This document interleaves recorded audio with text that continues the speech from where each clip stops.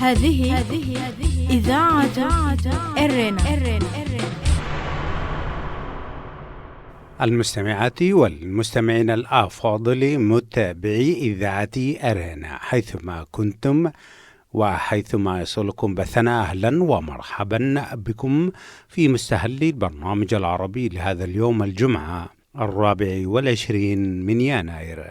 كما عودناكم مستمعي ومستمعات الأفاضل، نستهل برنامجنا معكم ابتداء بنشرة للأخبار، ثم يقدم لكم الزميل أحمد شريف المقابلة الخاصة التي أجراها مع السيد محمد علي شعب، وذلك في الذكرى 7 لعملية فورتو البطولية. قبل ذلك مستمعي ومستمعات الأفاضل، يقدم لكم نشرة للأخبار فيما يلي أبرز عناوينها: القبض على 107 مهاجرا غير شرعي في الحدود السودانية الليبية. وزيرة خارجية السودان تعرب عن تفاؤلها بمحادثات سد النهضة في الخرطوم. وأخيرا كتب حول إريتريا في معرض القاهرة الدولي للكتاب.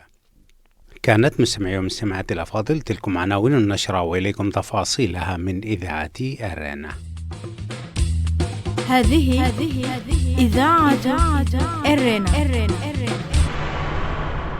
قال الناطق باسم قوات حرس الحدود السودانية أنور نقد بأن وحدات الحرس اعتقلت 107 مهاجرا غير شرعي في ضواحي مدينة دونغلا في الأيام الماضية، وأغلب هؤلاء المهاجرين هم من إريتريا وإثيوبيا، وكانوا ينوون دخول ليبيا بصورة غير مشروعة عندما تم القبض عليهم، وتم مباشرة تقديم العون والطعام لهم كما ذكر المسؤول السوداني. وهناك مخاوف من إعادتهم إلى أوطانهم عبر الجهات القانونية السودانية.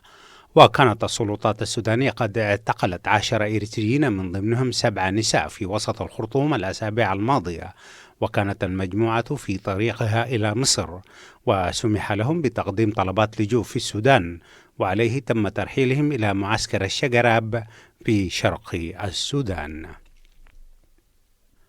قالت وزيرة الخارجية السودانية السيدة أسماء عبد الله في تصريح لها في الخرطوم بأنها تشعر بتفاؤل كبير بإمكانية توصل كل من مصر والسودان وإثيوبيا إلى تفاهم حول تشغيل وملء سد النهضة بعد المحادثات التي جرت في الخرطوم يوم الأربعاء الماضي بين الوفود القانونية ووفود الخبراء من الدول الثلاثة.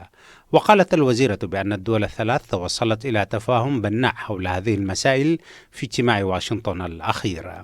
وكانت المفاوضات حول ملء وتشغيل السد بين مصر وإثيوبيا قد وصلت إلى طريق مسدود، مما دعا رئيس الوزراء الإثيوبي إلى دعوة رئيس جنوب أفريقيا للتوسط بين البلدين، وذلك خلال زيارته الأخيرة لجنوب أفريقيا. افتتح رئيس وزراء مصر الدكتور مصطفى مدبولي ووزيرة الثقافة إيناس عبد الدائم معرض القاهرة الدولي للكتاب 51، وذلك مساء يوم الأربعاء الماضي 22 من الشهر الجاري في أرض المعارض الدولية بالتجمع الخامس في القاهرة. وتشارك في هذا المعرض 38 دولة، منها 12 دولة أفريقية و11 دولة أوروبية و13 دولة آسيوية ودولتين من أمريكا الشمالية. وستكون السنغال ضيف شرف المعرض. وشخصية معرض هذا العام هي العالم الجغرافي المصري الراحل الدكتور جمال حمدان. وسوف يعرض في المعرض كتابين عن إريتريا. الأول مجموعة قصصية قصيرة تحت عنوان هناك الأشياء تبقى كما هي، وهي للقاص الإريتري المقيم في هولندا مصطفى محمد محمود طه صاحب رواية كولونيالي، والتي صدرت في باريس العام الماضي. والكتاب الثاني تحت عنوان إريتريا والشرعية السياسية، التطور والتاريخ 1890-1952 لصحفي بإذاعة أرنا فتحي عثمان. ويتوفر الكتابين في الصالة رقم 3 بالجناح A52 لدى دار رفيقي للطباعة والنشر، وهي دار من جنوب السودان. ويستمر المعرض حتى 4 من شهر فبراير المقبل. إذاعة إرنا، صوت مستقل لإريتريا. كانت مستمعي ومستمعات الأفاضل تلكم نشرة الأخبار قدمناها لكم من إذاعة إرنا، وهذا تذكير بأبرز عناوينها: القبض على 107 مهاجرا غير شرعي في الحدود السودانية الليبية. وزيرة خارجية السودان تعرب عن تفاؤلها بمحادثات سد النهضة. وكتب حول إريتريا في معرض القاهرة الدولي للكتاب. استمعتم فيما مضى مستمعي ومستمعات الأفاضل لنشرة للأخبار قدمناها لكم من إذاعة إرينا. متابعة طيبة أتمناها لكم مع المقابلة حول عملية فورتو البطولية. إذاعة إرينا، صوت مستقل لإريتريا. مستمعينا الأعزاء في كل مكان، السلام عليكم ورحمة الله وبركاته. في البدء نتقدم بالتحية والتجلى لشهداء المسيرة، شهداء الثورة الإريترية وشهداء الدولة الإريترية. في برامج سابقة تحدثنا سادتي كمفتتح عن مغزى ودلالات وقراءات لعملية فورتو التي نحتفل بذكراها 7 هذه الأيام. وكذلك سادتي هذه البرامج الخاصة تأتيكم من إذاعة إرينا الدولية إحياء للذاكرة وتعظيما وتقديرا لدور الأبطال الذين فدوا أرواحهم بتلك الخطوة الوطنية. سيداتي سادتي، نحن نسعد أن نلتقي بالأستاذ محمد علي شعب الشريف، نائب رئيس المجلس المركزي للمجلس الوطني الإريتري للتغيير الديمقراطي. نلتقيه باعتباره ناشط سياسي منذ أن عرف إريتريا، وفي نفس الوقت هو قريب من القيادات التي قادت الكفاح المسلح. السيد شعب، نلتقيك في قراءة لفورتو، التاريخ والواقع والمستقبل. مرحبا بك في إذاعة إرينا. هذه إذاعة إرينا. السلام عليكم. أولا شكرا أستاذ أحمد، وشكرا لأرينا التي عرف عنها مبادرتها القوية وتوضيحها للتاريخ ووقوفها مع الشعب الإريتري في السراء والضراء. هذه الإذاعة العملاقة التي من نشأتها يعني تولت واهتمت بكل القضايا الوطنية، فبهذا اليوم التاريخي أحييها وأحيي كل الإستاف الموجودين، وعلى رأسهم الأستاذ أحمد شريف والأستاذ فتحي عثمان وكل الأخوان الموجودين معكم أولا يعني. ثم فورتو طبعا هي انطلاقة، أنا بعتبرها انطلاقة زي انطلاقة عدال يعني، أو إذاعة عدال الفاتح من سبتمبر، فكانت فورتو كمان هي الفاتحة في تغيير الواقع الموجود في إريتريا. مع أنه الواقع المعارضة كانت موجودة قدامها، كان موجودين الأخوان اللي هم يسموهم 13، وبعدين جو G15، ومن ثم جاءت حركة فورتو لتكمل المشوار. حركة فورتو هي انطلاقة جيدة جدا وتعبير معبر للواقع يعني نحو التغيير، وحتى البيان اللي طلع من في الإذاعة كان موضح جدا وواضح جدا أنه هو لقيام الدولة الديمقراطية في إطلاق سراح المعتقلين، إنهاء الخدمة الوطنية. أشياء كثيرة من البيان ذكرت، ولكن طبعا للتشريحات ومن النظام أساء عليها وقال إنه هي تحرك إسلامي ببيان صدر من سفارة النظام في لندن. ففي اعتقادي خطوة كانت جريئة من قيادات واعية للواقع اللي كان موجود، ولا زالت المسيرة مستمرة، وما أظن ما انتهت، ولا زال من تلك الأيام نرى أن النظام الدكتاتوري في إريتريا أصبح يتفكك شيئا فشيئا، يعني عزلوا شيئا فشيئا إلى أن وصل المحطة الآن اللي قاعد نشوفها. والآن الوضع في إريتريا أصبح متأزم، التساؤلات كثيرة موجودة من جانب الجماهير، من جانب الجيش، من جانب جميع القواعد. أصبحت الوتيرة التساؤلات أصبحت تكثر، وأصبح النظام يهرب من هذا الشيء بتحالفاته مع الدول المحيطة، ويعني يتلاعب في كل الأمور. ولكن الشعب الإريتري على يقظة كاملة، وهذه الثورة التي بدأت في 61 هي مستمرة، وفورتو هي مكملة لهذه المسيرة. ده هو رأيي بالتحديد، وحتنتصر يعني الشعب الإريتري حينتصر، ونضالاته حتصل إلى غاياته. هذا هي حركة التاريخ، تبدأ من بهذا الشكل وتنتهي وإلى أن تصل غايتها. الشعب الإريتري سوف يصل غايته، ونحن متفائلين جدا مهما كانت الصعوبات من هذا الشعب سوف يتجاوز، وسوف تعود إريتريا ويعود الإريتريين إليها وتحكم وبطريقة ديمقراطية وعادلة. سوف يطلق جميع المساجين في إريتريا.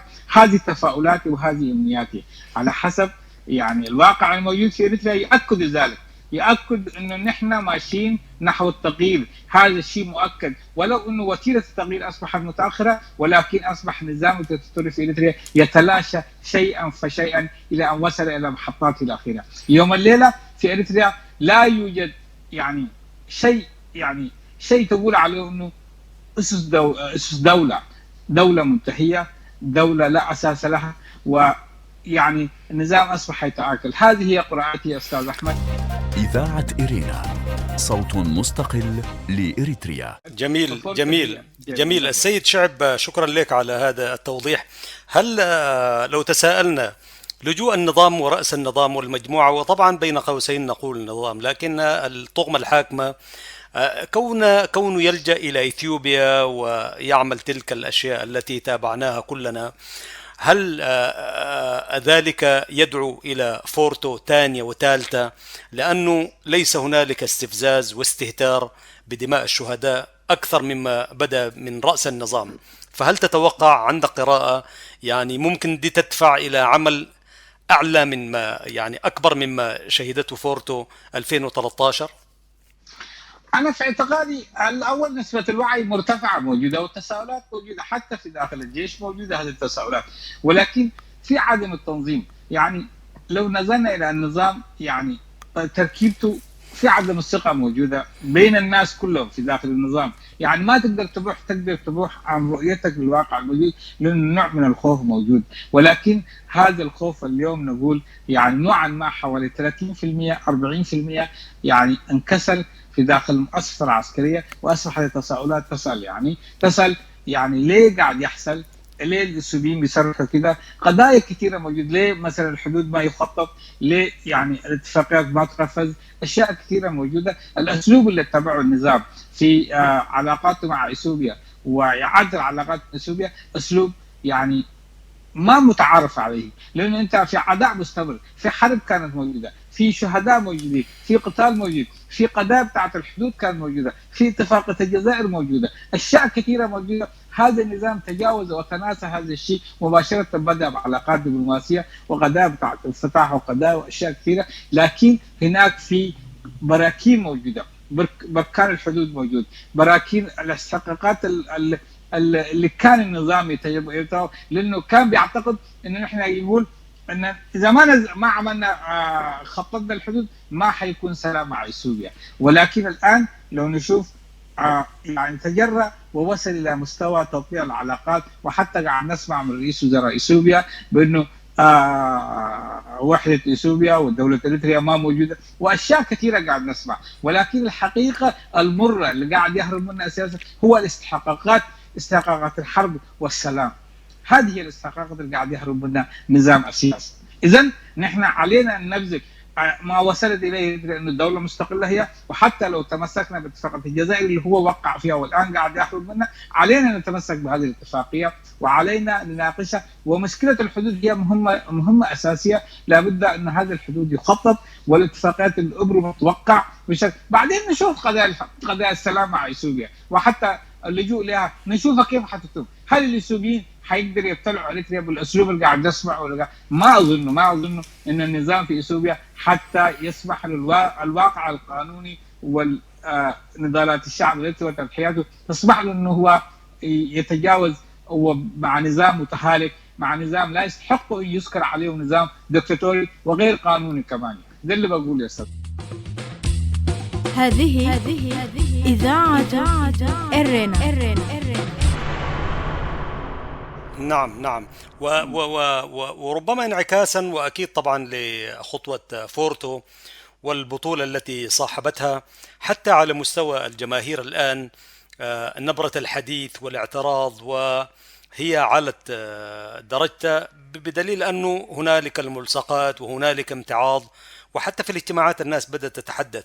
هل تتوقع أنه نتيجة للاستفزازات السياسية اللي بيعملها رأس النظام وجماعته تجاه إثيوبيا وبيع إريتريا إلى دول لا نريد أن نسميها، وإلى دويلات ربما، يعني هذه الأشياء ممكن مع الذكرى هذه ممكن أن تحرك الشارع الإريتري؟ ويا ريت تقول لنا كلمة للمواطن العادي الذي يستمع إلى هذه الإذاعة الآن.